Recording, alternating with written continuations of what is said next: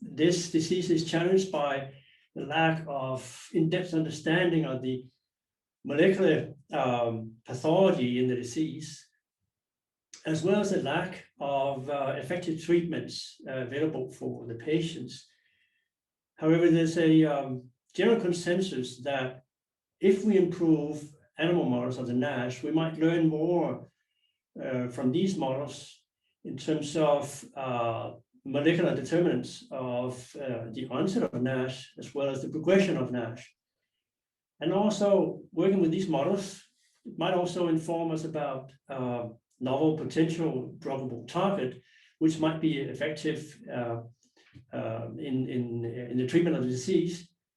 And also, it might help us progress drugs in preclinical development stage to be available for clinical trials in the future, and eventually, hopefully, also be effective for treating NASH patients. So this will be the theme for this webinar. And let's see, I just see if I can go to the next slide. Well, the reason why NASH is a global concern is that NAFLD, non-alcoholic fatty liver disease, the prevalence worldwide is estimated, and perhaps even underestimated, but estimated to be around 25% in the adult population. That is more or less the more recent numbers. And NAFLD is very prevalent in patients with type 2 diabetes, which are also often also obese. And among NAFLD patients, around 20% will progress into the more severe condition called NASH, non-alcoholic steatohepatitis, which carries an increased risk for development of more severe liver diseases. It's important to understand that NAFLD is a continuum, and it actually defines a kind of an umbrella term for various fatty liver associated diseases. And compared to healthy liver histology, then liver pathology in patients with NAFL, non-alcoholic fatty liver disease, is characterized by steatosis, and perhaps also to some degree also by inflammation. However, when we are dealing with NASH, then we also have to observe the development of hepatocyte injury, which we, by morphological terms, define as a hepatocyte ballooning. And NASH in itself carries an increased risk of also having fibrotic liver disease, fibrosing NASH. And fibrosis is the major critical determinant for progressing into more severe liver disease, for instance, characterized by development of hepatocellular carcinoma, abbreviated by HCC, or cirrhosis, which eventually might lead to end-stage liver disease requiring liver transplantation. And it's no news for the audience. I hope that it's a pretty crowded area in terms of drug development, which has not to date been fully successful. However, there are many drugs underway in clinical development. I just mentioned a few of them here that represent different drug classes, which therefore also target different aspects of NASH. There are compounds that target nutrient metabolism in the liver, also extrahepatic nutrient metabolism. There are other compounds then that will target immune system responses and responses associated to fibrogenesis. I'd just like to touch upon semaglutide, a GLP-1 receptor agonist, and 2 PPAR agonists, lanifibranor and elafibranor, later in this presentation. It's important to understand that the disease is dynamic, and therefore we also, in terms of rodent models of NASH, face some challenges which is centered about the dynamics of the disease. What many models fail is actually to faithfully reproduce the clinical metabolic obese phenotype. which is often what we see in the clinic with patients having NASH. And then as in the clinic, many, if not all models, they present a variable rate of disease progression, but we can do something about that. And a majority of the models also showing consistent development of fibrosis and HCC. And then in terms of determination of the level of predictive validity of our models, we have no approved drug treatment for NASH. And that means that when we would like to assess predictive validity of the relevant animal model of NASH, we will have to use drugs that has either been in clinical trials or are in current clinical trials for NASH. But there's no guarantee that these compounds will eventually be approved for NASH treatment. Liver biopsy is a gold standard for assessment of disease activity in the clinic, and that can also be applied to animal models of the disease.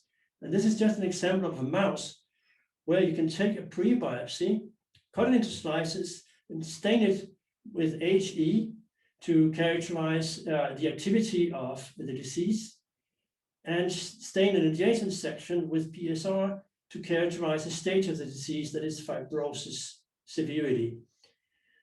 And this is just an example of a cohort where a liver biopsy was sampled around 28 weeks after being fed a high-fat diet.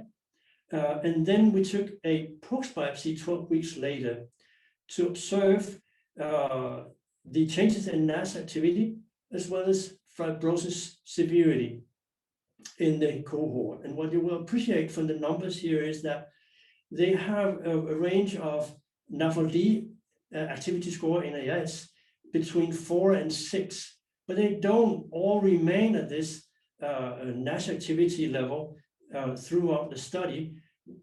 However, most of them are stable. Then some, they progress spontaneously, and others, they regress spontaneously.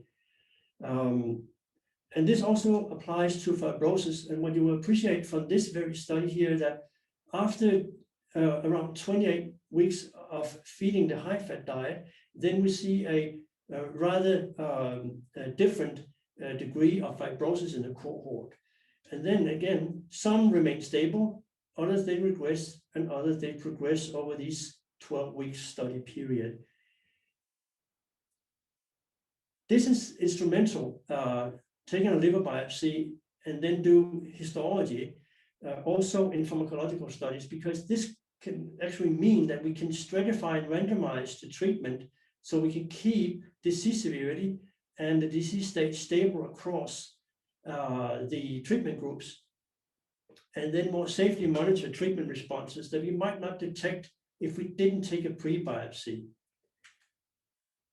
So one key question I'd like to formulate here in this webinar is that how can we confirm the translatability of mouse models of NASH?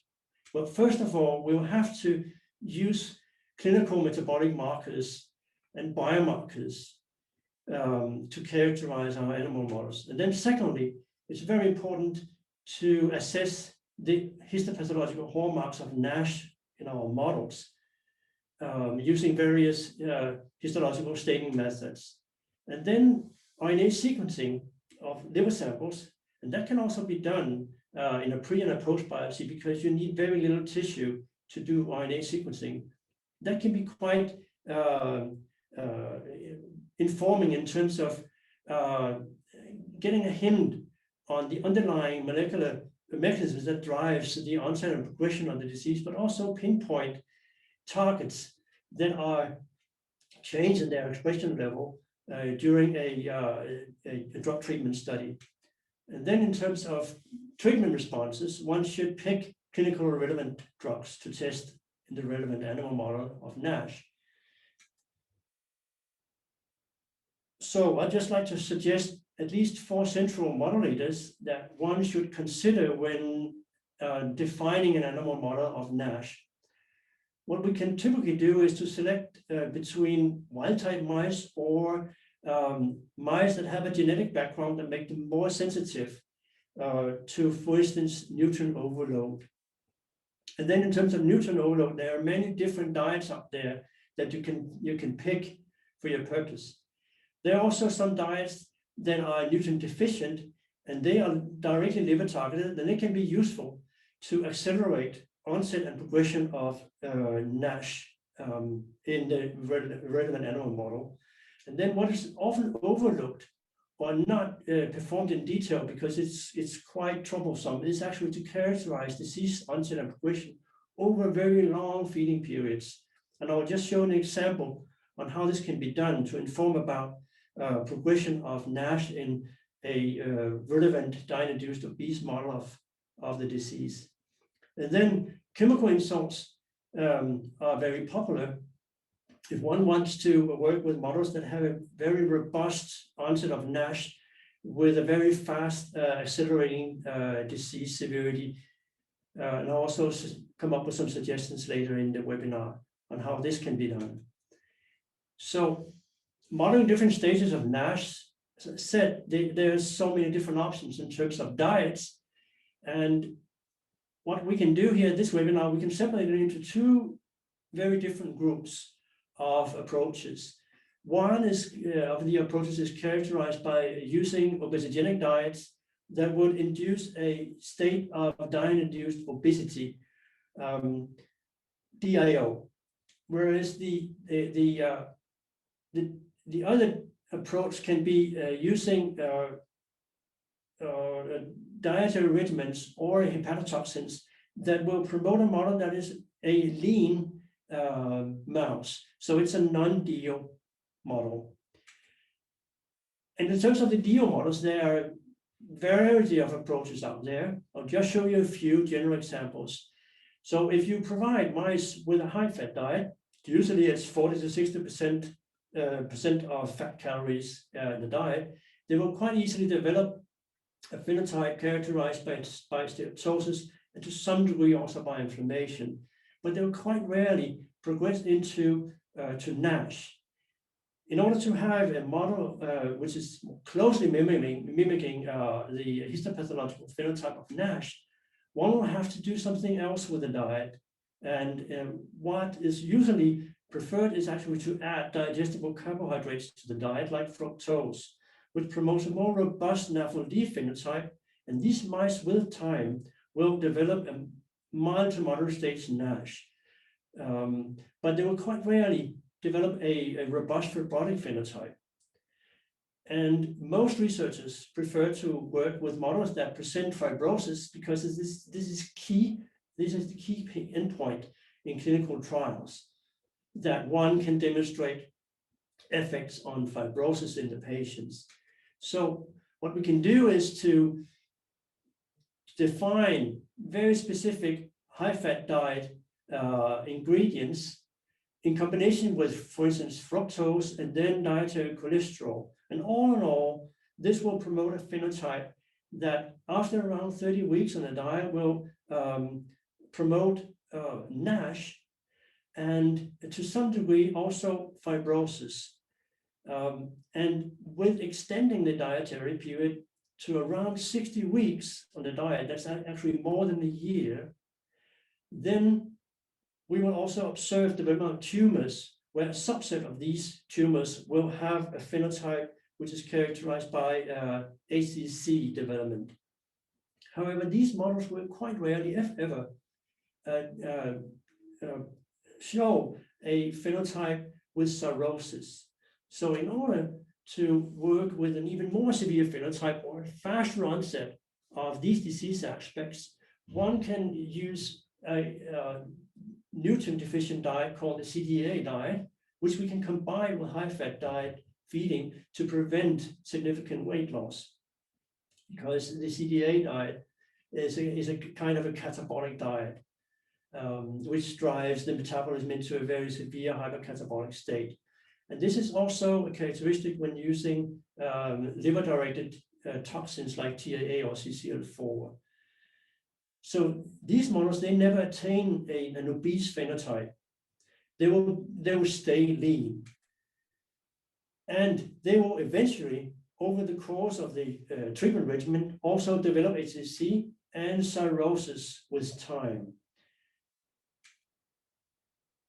So now we revert back to to the NASH model I just showed you previously, then working with a diet we call the Gan diet, which is optimized for development of NASH and fibrosis. I would just like to show you how disease progression occurs in this model. And here around week 28 on the diet, as compared to lean child that never attain a NASH phenotype, when we start scoring the NASH activity, then these mice will at least have a score 4 after 28 weeks on the diet. And they progress in terms of NASH activity when we extend the feeding periods beyond 28 weeks of feeding. However, to some time point, they start actually having a slightly lower score as compared to week 28. This is not because liver histology becomes more benign in the model. No, it's rather because fibrosis stage starts to become more severe. And you see here around 60 weeks, 50, here this example, 58 weeks of feeding, then almost all mice in this cohort has F3, which is very severe fibrosis. And at that time point, they also develop tumors like hepatocellular carcinoma. And then at 68, sorry, you'll just get one by slide back. And then around 68 to 78 weeks on the diet, they all present with an F3 phenotype, but quite rarely, if ever, cirrhosis, which is F4. So what are the metabolic hallmarks of this model? Well, you can feed two types of animals, two types of mice with this model, and you can compare them, how they develop a NASH phenotype. Like a ordinary C57 mouse, you can compare to an OB leptin deficient mouse, which is hyperphagic. And this mouse simply just eats more of the same diet, and therefore disease progression is faster in this model. So if you compare these two different models, like the C57 mice, which we call NASH, when they have been fed the diet for 28 weeks, they become obese. However, for the OB mice, which are fed the diet for even a shorter time period, they develop a very overt obese phenotype because they are hyperphagic. And therefore, they are also super obese after already 12 weeks on the diet. Other metabolic hallmarks, here is an interperitoneal glucose tolerance test. And this is an example of a NASH, that is the C57 mouse here, which has been tested for glucose intolerance after around 38 weeks on the diet. And you see here they have impaired glucose tolerance, represented by these changes of glucose excursions over the course of the experiment. The same curves we observe with the OB mice over here. So this mouse type, even though they will develop a more obese phenotype, they don't become more glucose intolerant as compared to C57 mice fed the same diet. And then both models, they develop hepatomegaly, which is super accelerated in the OB mice. And they both demonstrate increased levels of plasma transaminases, which is even more accentuated in the OB mice. However, it doesn't translate into a more severe histopathology. And I think this just tells us that the transaminases are rather good as a marker for liver injury, but it doesn't inform us specifically about the disease state in the animals.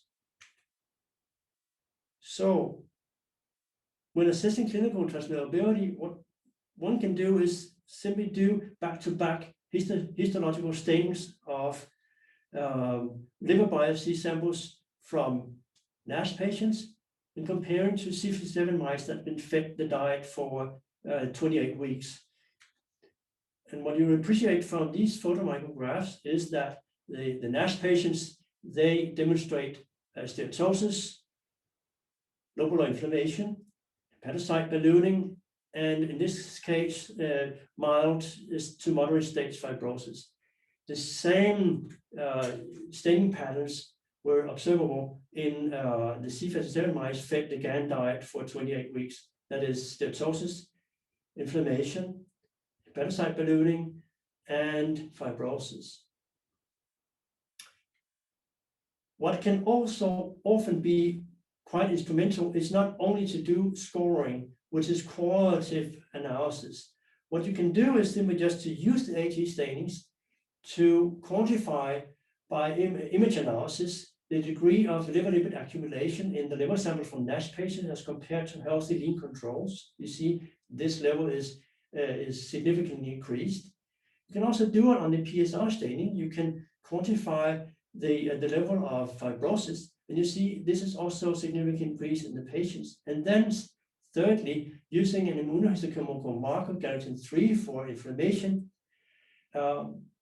we also see increased accumulation of in particular monocytes, which are attacked by galectin-3 in the NASH patients. And this same tendency we see in the C57 mice fed the Gan diet, and it's even more, it's a greater window here, you will appreciate here, and in particular for steatosis and inflammation in the mouse models. And as I said initially in my presentation, then it can be quite instrumental also to do RNA sequencing. I'll just show you here an example on some relevant genes that you can monitor for in terms of their changes in expression level compared to lean controls, as here for the NASH patient. You see the red color simply just signifies significant upregulation of a quite substantial number of genes encoding collagen, various collagen isoforms and matrix metalloproteinases. And you see the same pattern in the Gan Diet NASH mice fed a diet for 28 weeks. And then to assess predictability in this particular model, what we did was to test the efficacy of dietary intervention in this particular animal model of NASH.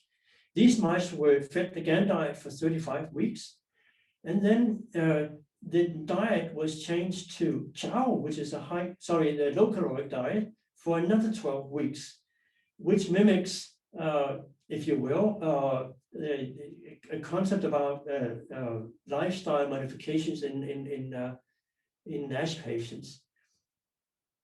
And this is just an example of the NAFLD activity scores, how they change after chow reversal for 12 weeks. What you will see here is that mice that just remained on the Gan diet for another 12 weeks, they show a variable NAFLD activity score.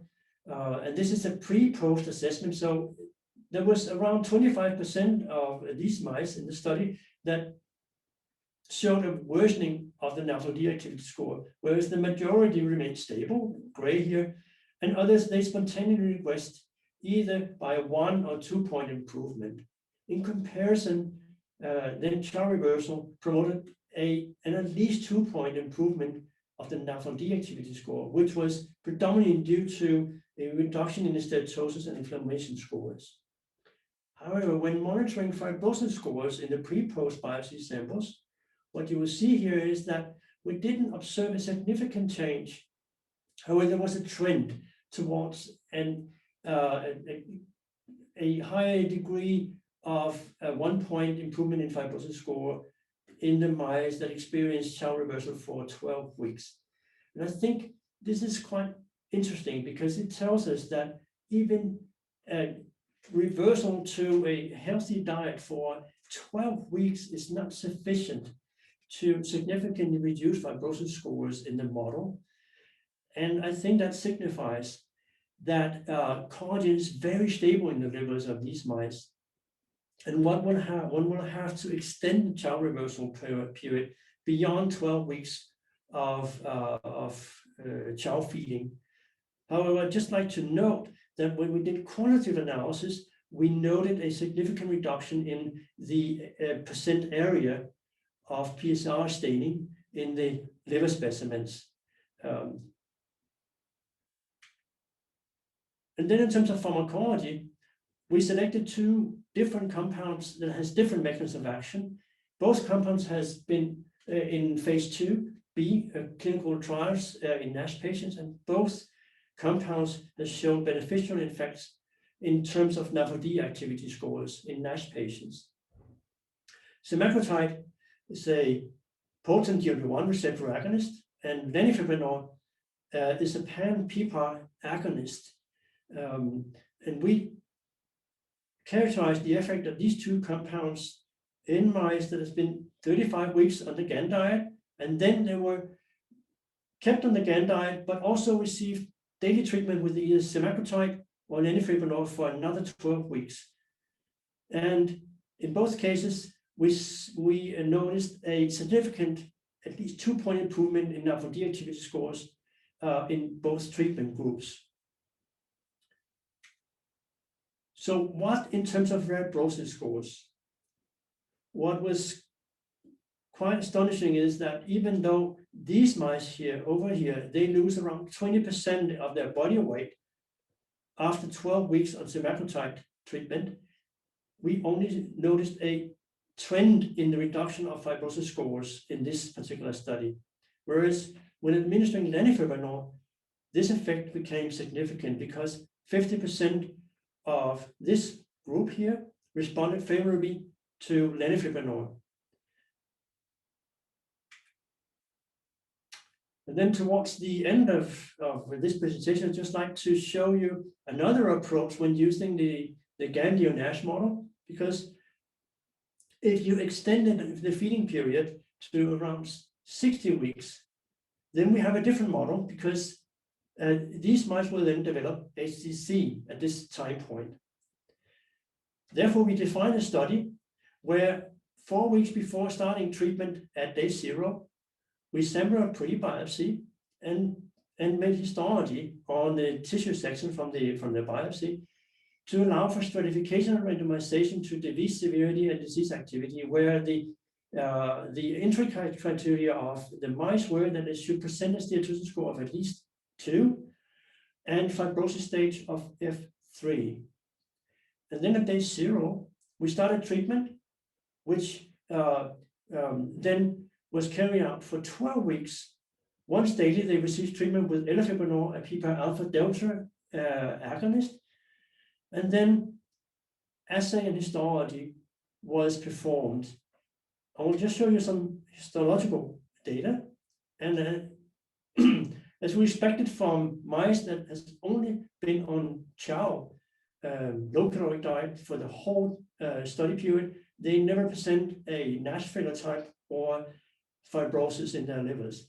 In contrast, the DIO-NASH HCC mice, they showed NASH, and some of them, they regressed spontaneously over the 12-week monitoring period, both in terms of NASH scores and fibrosis scores.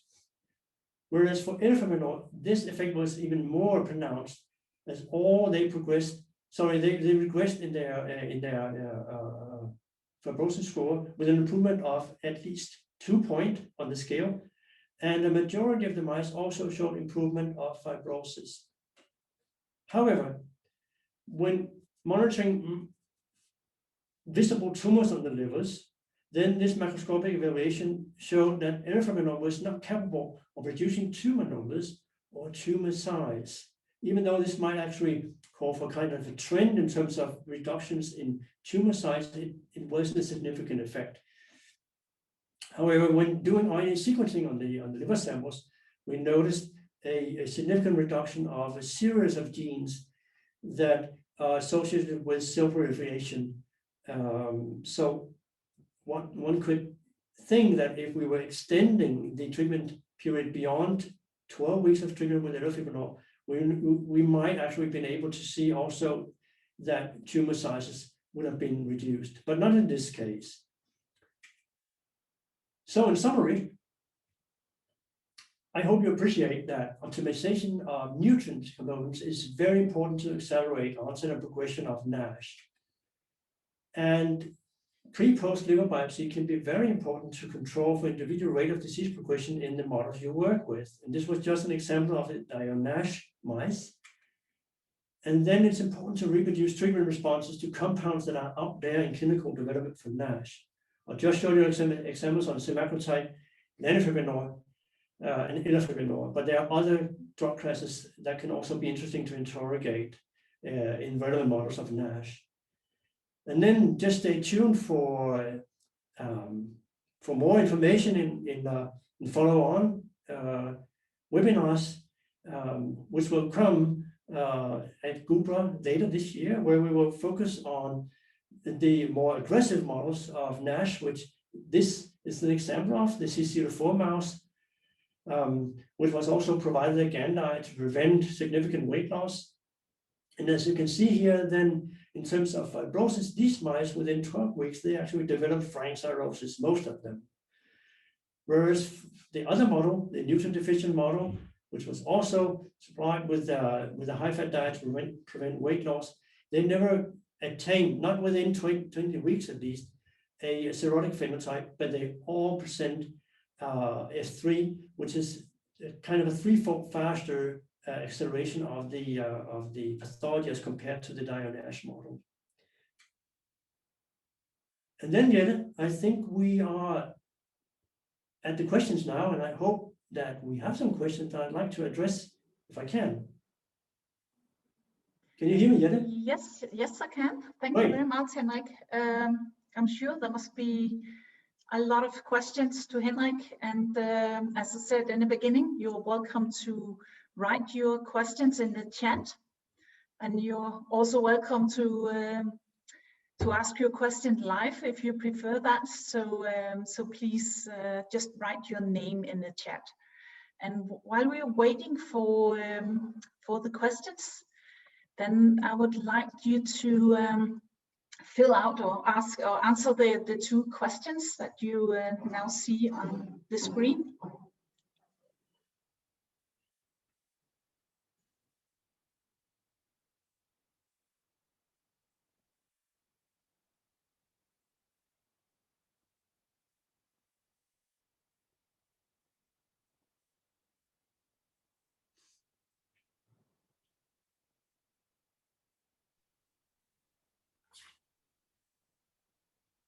Can I have a question, Henrik?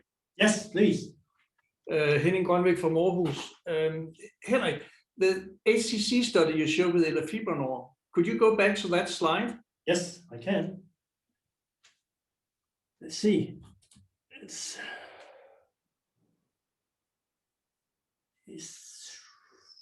Let me, I think, are we there now? Almost?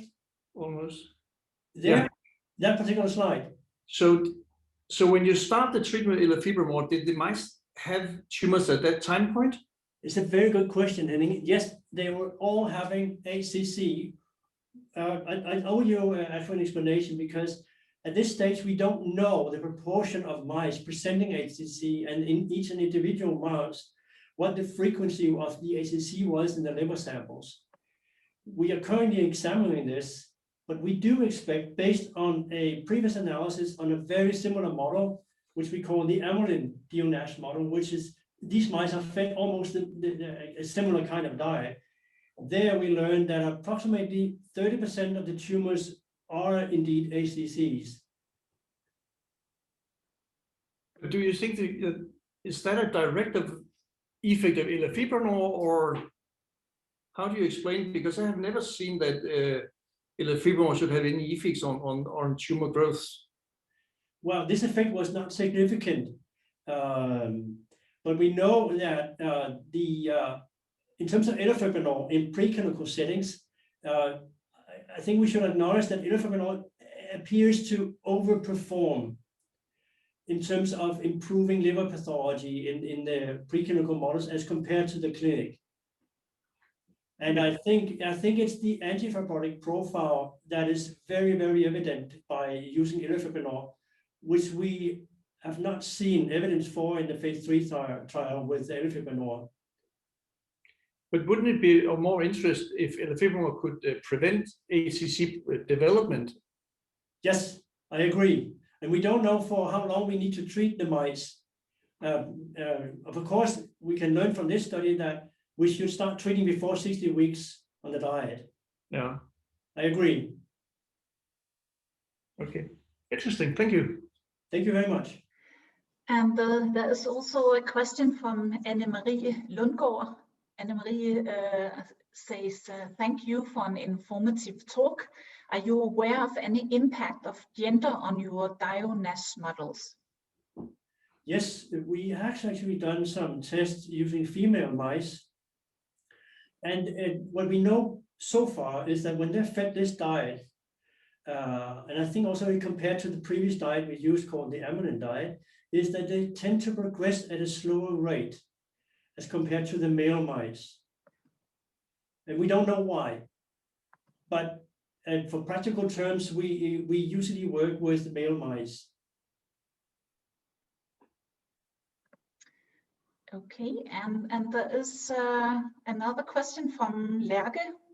She says, thank you for a good talk. Is there any difference between whenever the high-fat diet is saturated fat or saturated fat? I would assume you use saturated fat. Yes, it's a very good question, and it took us months, if not years, to define this Gan diet. And the reason why, and I'll try to tell this story very short, the reason why we actually had to turn into a model defined by using another diet is that the original amylin diet was rich in trans fatty acids, and these were banned. So we couldn't get the diet after 2018.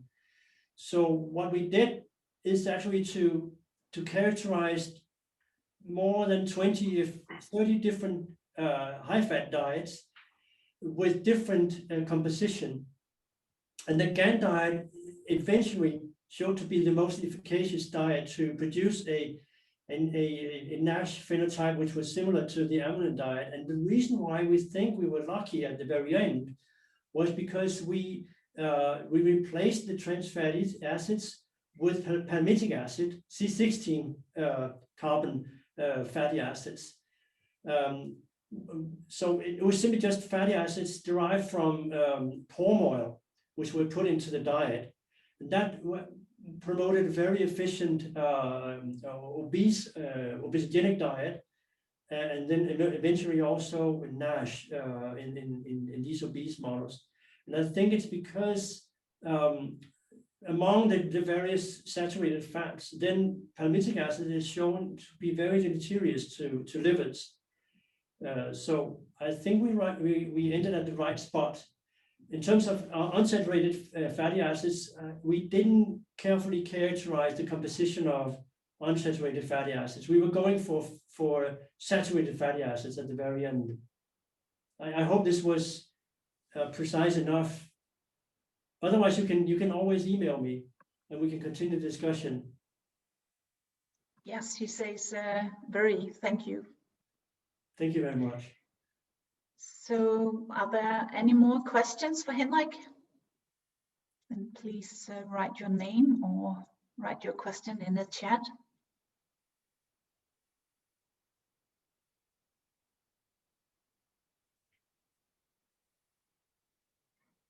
I think you must have covered everything, Henrik. There doesn't seem to be any more questions. So I'll just say thank you very much to you, Henrik, for the very interesting talk, and to all of you for participating.